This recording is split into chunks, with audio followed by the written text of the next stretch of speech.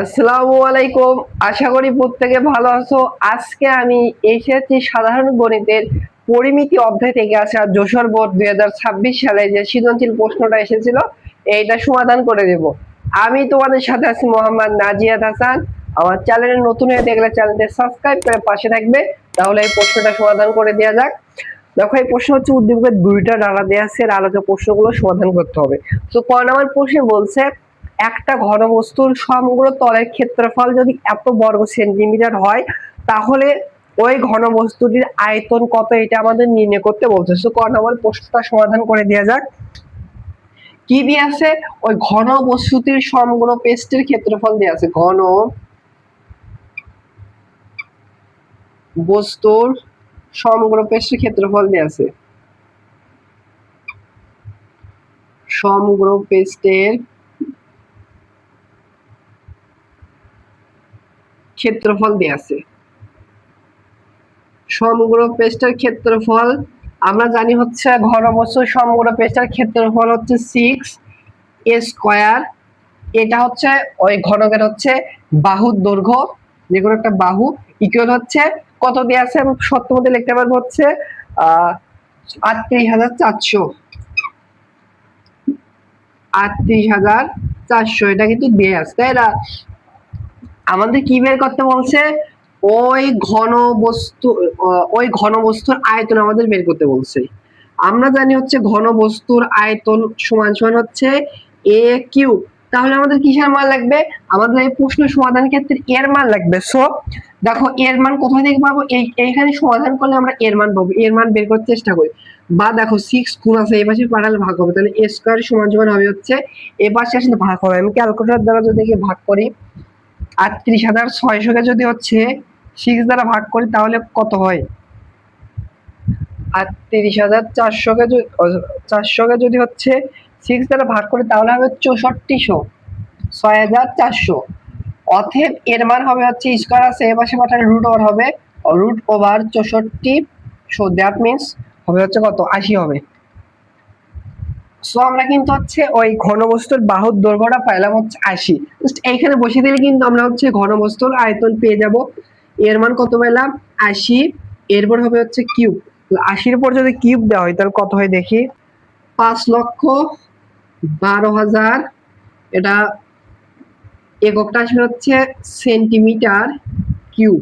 এইটা হচ্ছে এই প্রশ্নের অ্যান্সার।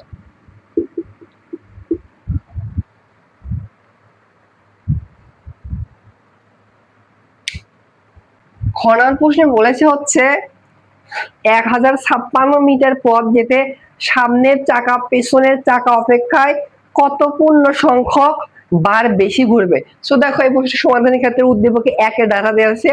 এইখানে বলা হয়েছে যে একটা গাড়ির সামনের চাকার ব্যাসার্ধ হচ্ছে 42 সেন্টিমিটার এবং পেছনের চাকার ব্যাসার্ধ হচ্ছে 56 সেন্টিমিটার।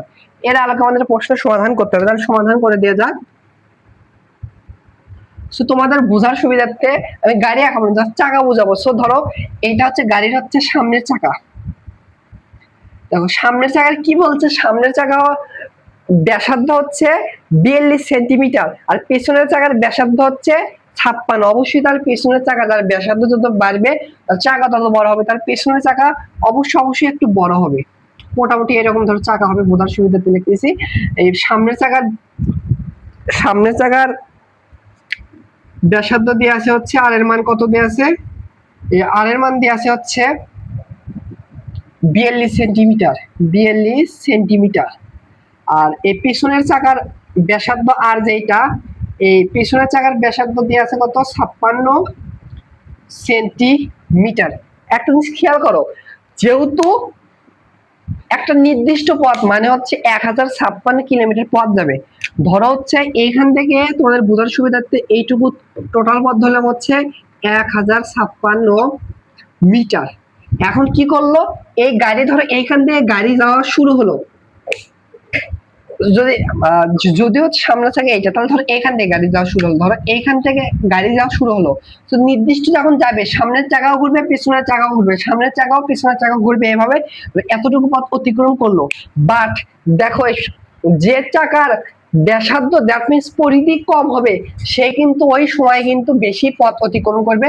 তুমি দেখতে পারো, দেখবা হচ্ছে এই চাকাটি দেখবা হচ্ছে দুইবার ঘুরবে, আর এই চাকা দেখবে একবার কেবল ঘুরবে, কারণ সময় কিন্তু বেশি লাগবে এই চাকা একবার পূর্ণ ঘুর মানে ঘুরতে, আর এই চাকা অল্প সময়ের ভিতরে কিন্তু খুব সহজে একবার ঘুরবে। তার মানে বোঝা যাচ্ছে এই সামনের চাকা, এটা কিন্তু হচ্ছে সামনের চাকা, এটা হচ্ছে সামনের চাকা, সামনের, আর এই বড় চাকা কিন্তু হচ্ছে পেছনের। সো বোঝা যাচ্ছে যে সামনের চাকা কিন্তু বেশি পথ অতিক্রম করবে, মানে বেশিবার ঘুরবে। সো কতবার ঘুরবে বেশি এটা বের করবো। সো কিভাবে হিসাব করবো দেখো, চাকা একবার যখন ঘুরবে, ধরো এই চাকা এখান থেকে যদি শুরু হয়, একবার যখন ঘুরবে তখন যে পথ অতিক্রম করবে ওইখান থেকে ধরো আরেক এইখানে একবার যে পথ আসবে, যে পথ অতিক্রম করবে ওইটার পরিধির সমান। এই প্রশ্ন খুব সহজে সমাধান করতে পারবো। দ্যাট মিনস আমরা এই ছোট জায়গার মানে সামনের চাকার পরিধি বের করবো, পিছনের চাকার পরিধি বের করবো, দেন এইটাকে ভাগ করব, তাহলে আমরা কতবার ঘোরাবে ডিরেক্টলি বের আসবে। ক্লিয়ার? তাহলে প্রথমে আমরা যে কাজটি করব, আমরা হচ্ছে সামনের চাকার পরিধি বের করব। প্রথমে সামনের চাকার পরিধি, অতএব সামনের চাকার পরিধি হবে, পরিধি দেখা যাচ্ছে কিনা মার্কারে আমার কালি শেষ হয়ে যাচ্ছে। সামনের চাকার পরিধির ফর্মুলা হচ্ছে, এটাকে আমরা R1 দিতে পারি, এটাকে হচ্ছে R2 দিতে পারি।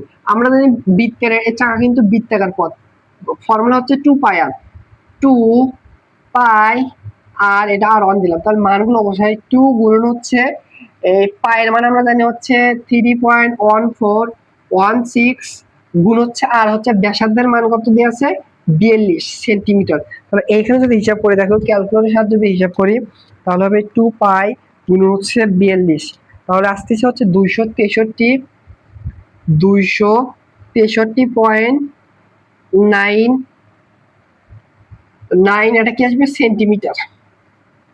অনুরূপভাবে এবার আমরা হচ্ছে বড় চাকা বা পিছনের চাকার পরিধি বের করব, অতএব পিছনের চাকার পরিধির সেম ফর্মুলা 2 পাই, এটাকে আমরা আরো 2 দিলাম, তাহলে 2 গুণন পায়ের মান হচ্ছে 3.1416 গুণন R2 মান কত, R2 মান হচ্ছে 56 সেন্টিমিটার। এইটাও যদি একটু ক্যালকুলেটরের সাহায্যে হিসাব করি, 2 পাই গুণন হচ্ছে 56, তাহলে আসতেছে হচ্ছে 351.85, এটা সেন্টিমিটার আসবে। কি বলছে, এটা আমাদের পরিধি আসলো। দ্যাট মিনস এই পুরোটুকু রাস্তা যতটুকু অতিক্রম করবে, মানে করেছে বা করবে, কি বলছে ঘুরবে, মানে হচ্ছে অতিক্রম করবে, এইটাকে যদি ওই চাকাগুলোর পরিধি দ্বারা ভাগ করা হয় তাহলে বুঝতে পারো ওই চাকাটি কয়বার ঘুরবে, অতটুকু পথ অতিক্রম করতে করতে মানে কয়বার সে ঘুরবে। তার কিন্তু খেয়াল করো যে এইটা দিয়ে আছে এইটা মিটার আর এইটা দিয়েছে সেন্টিমিটার, এটা সেন্টিমিটার। একটা কাজ করতে পারো, সেম জিনিস হোক সেম জিনিস ভাগ তখনই করা যাবে একক সেম হতে হবে, সেহেতু আমরা এইটাকে এগুলো দ্বারা ভাগ করবো, হয় সবগুলোকে তুমি সেন্টিমিটারে কনভার্ট করবা বা সবগুলোকে মিটারে কনভার্ট করবো। সো দেখো এই 2টা সেন্টিমিটার দেওয়া আছে আর আমরা এগুলোকে মিটারে কনভার্ট করবো না, বাট একটা মিটার দেওয়া আছে এটাকে সেন্টিমিটারে কনভার্ট করবো। কিভাবে, জাস্ট এর সাথে হচ্ছে 100 দ্বারা গুণ করলে কিন্তু হচ্ছে এটা সেন্টিমিটারে কনভার্ট হয়ে যাবে। তাহলে হচ্ছে 1056 সাথে যদি 1056 সাথে যদি 100 দ্বারা গুণ করো তাহলে জাস্ট 2টা শূন্য হবে, 1056 এটা 200 শূন্য আসলো, এটা হচ্ছে কি হবে, এটা এককটা আসবে হচ্ছে সেন্টিমিটার। এবার আমরা হচ্ছে লিখবো হচ্ছে এত পথ যেতে সামনের চাকা ঘুরবে, আমি সংক্ষিপ্ত করে লিখলাম। অতএব তোমরা একটু লিখবো হচ্ছে এত সেন্টিমিটার পথ যেতে সামনের চাকা ঘুরবে, সামনের চাকা ঘুরবে আছে সামনে পেছনের চাকা অপেক্ষা পূর্ণ সংখ্যক বেশি করে ঘুরবে, এটাকে ভাগ করব সামনের চাকার পরিধি দ্বারা 1056.00, এটাকে ভাগ করব হচ্ছে 263.9, এটার দ্বারা যদি ভাগ করে তাহলে যেটা আসে দেখো 1056.00 263.9 দ্বারা ভাগ করলে আসতেছে 4000 পয়েন্ট সামথিং সামথিং, ওগুলো নিব না। সো কি বলছে পূর্ণ সংখ্যক, সেহেতু আমরা পূর্ণ সংখ্যা নিলাম, জাস্ট 400 নিলাম, সরি 4 আছে না, 400.15 সামথিং আছে নিব না, জাস্ট আমরা হচ্ছে এই পূর্ণ সংখ্যায় নেব। তার সামনের চাকা যেতে ঘুরছে 400 বার, অতএব পিছনের চাকা কয়বার করে, এটা লিখবো পিছনের চাকা ঘুরবে অনুরূপ ভাবে, এটাকে আমরা হচ্ছে পিছনের চাকার পরিধি দ্বারা ভাগ করলে বের হবে।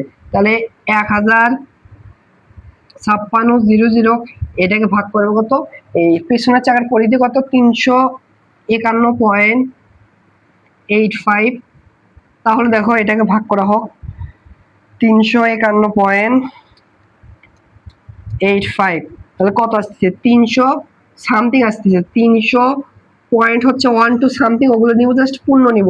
তাহলে এখন কি বলছে আমাদের, বলছে হচ্ছে এত পথ যেতে সামনের চাকা অপেক্ষা পিছনের চাকা কতবার বেশি ঘুরবে। পিছনের চাকা দেখো হচ্ছে পিছনের চাকা অপেক্ষা সামনের চাকা কত বেশি ঘুরবে, অর্থাৎ বেশি ঘুরে আমার জায়গা নাই, তোমরা একটু প্রশ্ন মতো ওইটা লিখবা, বড়টা থেকে ছোটটা মাইনাস দিব, অর্থাৎ বেশি ঘুরবে তোমরা প্রশ্ন মতো লিখবা, আমার জায়গা না দেখে এখানে লিখতেছে বেশি ঘুরবে এই সামনের চাকা কতবার গেছে 400, এইটা থেকে মাইনাস দিবা হচ্ছে এই সামনের চাকা গেছে 400, ওইখান থেকে পিছনের চাকা মাইনাস দিবা হচ্ছে 300, তাহলে 400 থেকে 300 যদি মাইনাস দাও বেশি ঘুরবে হচ্ছে 100 বার। এটা হচ্ছে এই প্রশ্নের অ্যান্সার, আশা করি বুঝতে পেরেছো। গ নাম্বার প্রশ্নটা সমাধান করে দেওয়া যাক। গ নাম্বার প্রশ্নে বলছে সিলিন্ডারটি সমগ্রতলের ক্ষেত্রফল নির্ণয় করতে বলছে। এই প্রশ্ন 2 নাম্বার ডাটা থেকে সমাধান করতে হবে। তো 2 নাম্বার ডাটা দেওয়া আছে হচ্ছে একটা ঘনবস্তুর সমগ্র তলের ক্ষেত্রফল এত বর্গ সেন্টিমিটার হলে, ও সরি এইটা একটা বৃত্তভূমিক সিলিন্ডারের বক্রতলের ক্ষেত্রফল এত বর্গ সেন্টিমিটার এবং আয়তন এত সেন্টিমিটার। এখান থেকে আমাদের সিলিন্ডারটি সমগ্র তলের হচ্ছে ক্ষেত্রফল বের করতে হবে। সেই প্রশ্ন সমাধান করে একেবারে ইজি, জাস্ট 3টা ফর্মুলা লাগবে সিলিন্ডারের ক্ষেত্রে, 3টা ফর্মুলা ইউজ করতে পারলে আমাদের এই প্রশ্নটা সমাধান হবে। কি কি দিয়ে আছে, যে ডাটাগুলো দেওয়া আছে এগুলো একটু লিখি। দিয়ে আছে হচ্ছে একটি সমবৃত্ত সিলিন্ডার বক্রতলের ক্ষেত্রফল, আমি এত লিখবো না, তোমরা জিজ্ঞাসা লিখবা যে দিয়ে আছে সমবৃত্ত সিলিন্ডারের বক্রতলের ক্ষেত্রফল, আমি জাস্ট ক্ষেত্রফল লিখলাম। ক্ষেত্রফল আমরা জানি হচ্ছে একটা বৃত্তভূমীয় সিলিন্ডারের বক্রতলের ক্ষেত্রফলের ফর্মুলা হচ্ছে 2π RH, 2π RH, এইটা সমান সমান দেওয়া আছে হচ্ছে কত 460 বর্গ সেন্টিমিটার, এবং ওইটার কি দেওয়া আছে আয়তন দেওয়া আছে, এবং ওই বক্র সিলিন্ডারে হচ্ছে আয়তন দেওয়া আছে হচ্ছে আমরা জানি হচ্ছে সিলিন্ডারের আয়তনের ফর্মুলা হচ্ছে πr²H, এইটা সমান সমান দেওয়া আছে কত 690 ঘন মানে সেন্টিমিটার কিউব দেওয়া আছে, তাই না? আমাদের বের করতে কি বলছে, এর পাশে একটু লিখি, সমগ্র তলের ক্ষেত্রফল সিলিন্ডারের, আমরা জানি সিলিন্ডারের সমগ্র তলের ক্ষেত্রফলের ফর্মুলা, সমগ্র তলের ক্ষেত্রফল ফর্মুলা হচ্ছে 2πr+H, জাস্ট এই 3টা ফর্মুলা যদি জানো এই প্রশ্ন খুব সহজে বের করতে পারবে, সমাধান করতে পারবে। একটা জিনিস খেয়াল করো, যে এটা আমাদের আসল লাগবে, এখানে আমাদের কি কি মান লাগবে, আমাদের মানটা লাগবে r এবং h, আর পায়ের মান তো জানি।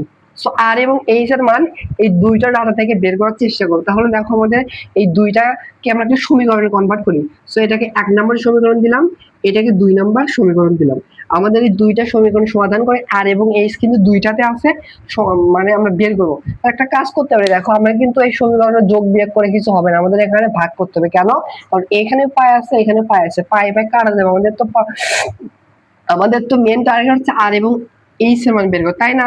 তাহলে এইখানে হচ্ছে r স্কয়ার, এখানে হচ্ছে r, তুমি 1 কে 2 দ্বারা ভাগ করতে পারো বা 2 কে 1 দ্বারা ভাগ করতে পারো, সুবিধা হবে এই 2 কে 1 দ্বারা ভাগ করবো, কারণ এখানে হচ্ছে r স্কয়ার আর এখানে হচ্ছে r।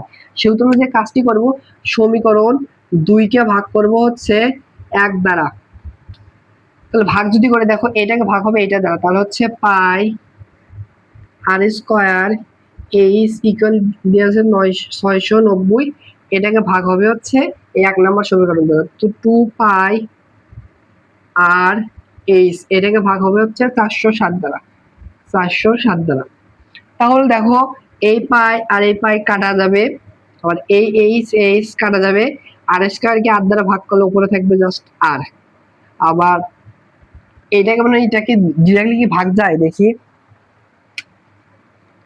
490 ডিভাইডেড হচ্ছে 460,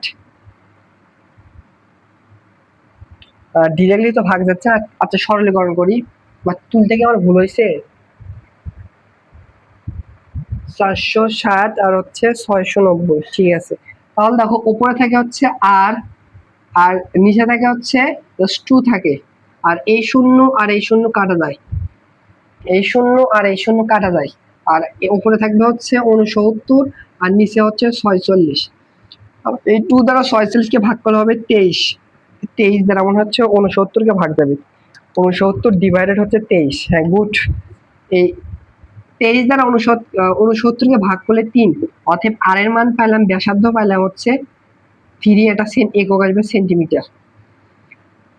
একটা আর এর মান পাইছে, এখন আমাদের এইচ এর মান লাগবে, যে কোনো একটা সমীকরণ বসালে আমাদের এইচ এর মানটা চলে আসবে। সো আমি হচ্ছে কোনটাতে বসাবো, সো 2 নাম্বার সমীকরণে বসে দেখবো আর এর মান 2 নাম্বার সমীকরণে বসিয়ে পাই, আমি এগুলো মিশে দেই, তাহলে এইচ এর মান পেয়ে যাব। বা এখানে হচ্ছে পাই ইনটু আর এর মান কত 3, 3 পরে স্কয়ার দ্যাট মিন্স 9 হবে, একবারে লিখলাম, ইনটু এইচ এর মান বের করব, এখানে হচ্ছে 690, বা এইচ সমান সমান হবে হচ্ছে 690, এটা গুণ আছে পাই আর 9 বাই দ্বারা ভাগ হবে। ক্যালকুলেটর দ্বারা একবারে আমি হিসাব করব, 690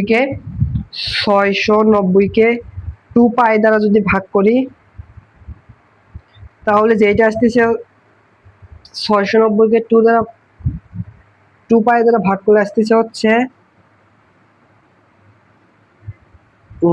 690 কে সরি 9 পাই, 9 পাই, তাই তো 2 পাই কেন, 9 পাই দ্বারা ভাগ করলে 24.40, 24.40 এককটা আসবে সেন্টিমিটার।